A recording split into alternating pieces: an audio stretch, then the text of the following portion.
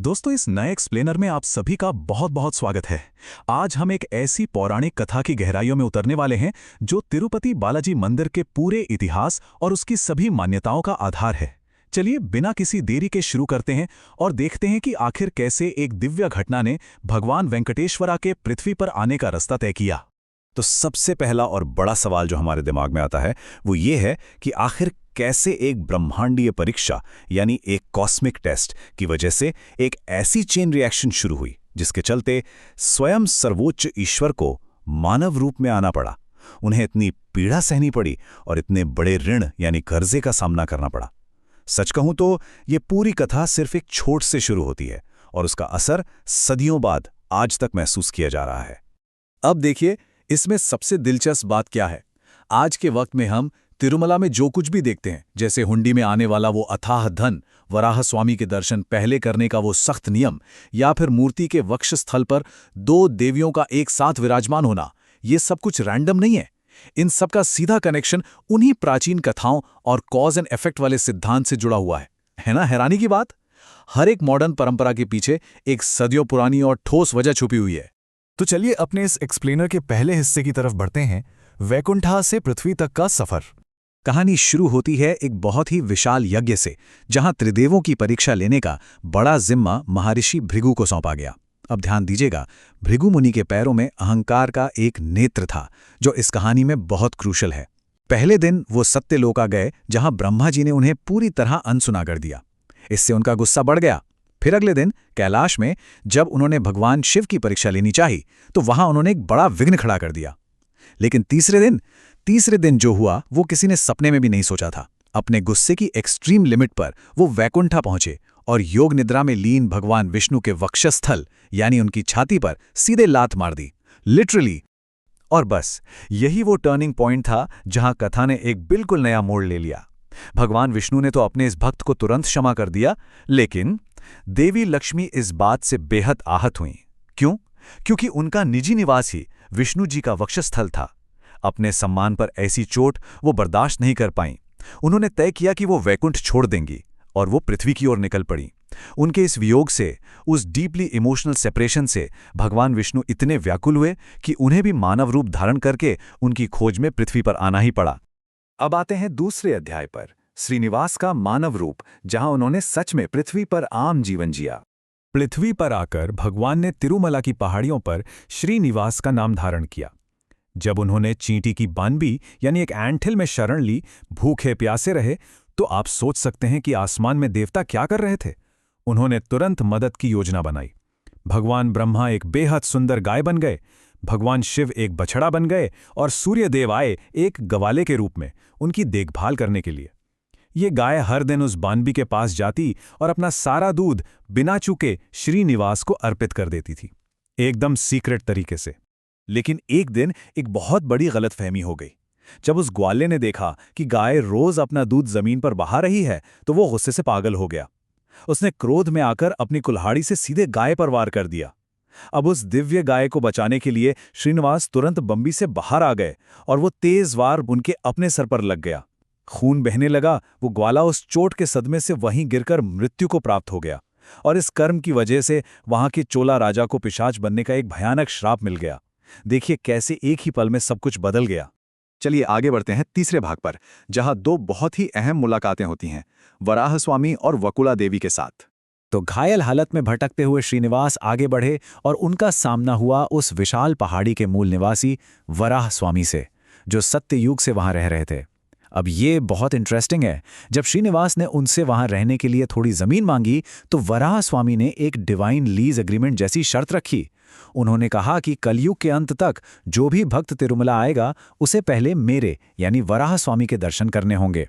और आज भी, जी हां, आज भी लाखों भक्त हर दिन इस प्राचीन समझौते का पालन पूरी निष्ठा से करते हैं। इसके ठीक बाद हमारी मुलाकात होती है कहानी के सबसे इमोशनल हिस्से से, वकुला देवी। अगर आपको याद हो, द्वापर युग में यशोदा मैया श्री कृष्ण का विवाह नहीं देख पाई थी, जिसका उन्हें भारी दुख था। तब कृष्ण ने उनसे वादा किया था कि कलयुग में उनकी ये अधूरी इच्छा जरूर पूरी होगी। तो गैस कीजिए क्या हुआ? वही यशोदा मैया अब वकुला देवी के रूप में वहां थीं।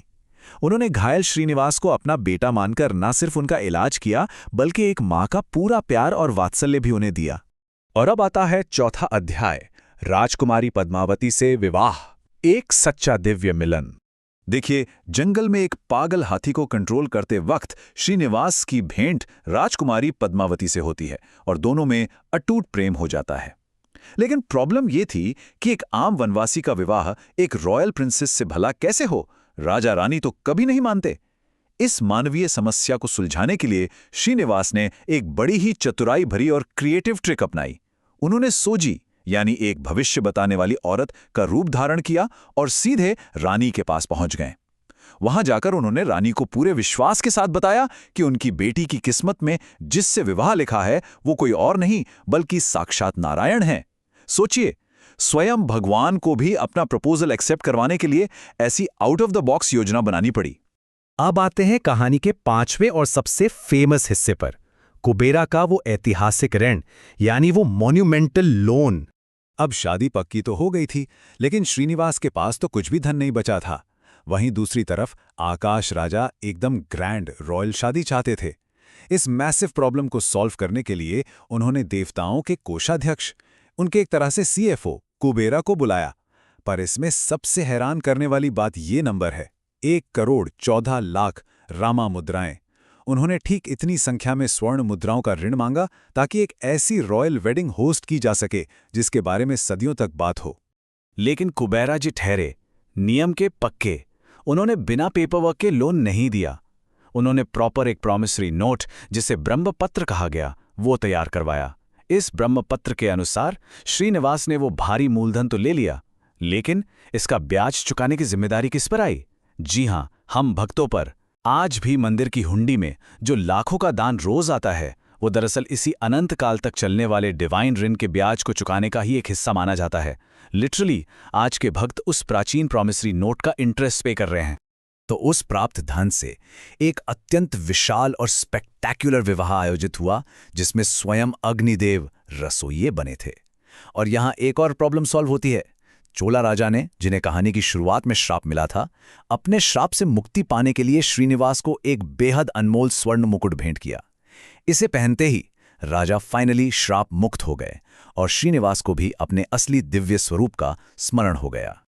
अब हम पहुंच गए हैं अपने छठे और अंतिम भाग पर, तिरुमला में उनका शाश्वत रूप। अब इतनी ग्रैंड शादी हो गई, सब खुश थे।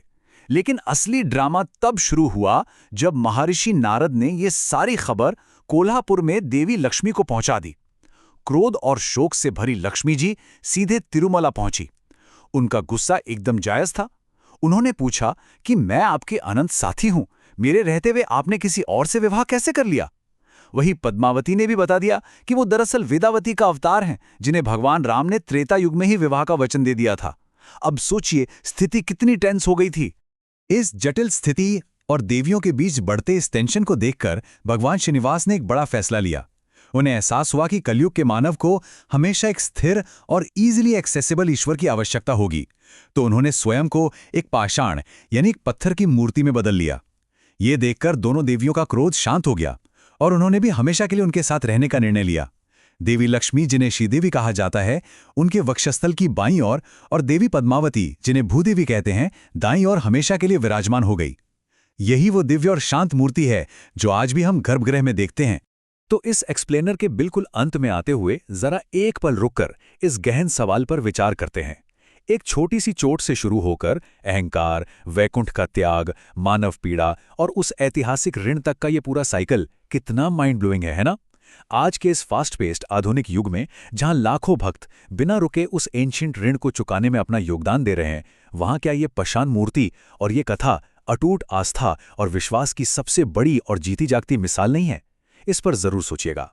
आज के इस विशेष विश्लेषण में हमारे साथ जुड़े रहने के लिए आप सभी का दिल से धन्यवाद।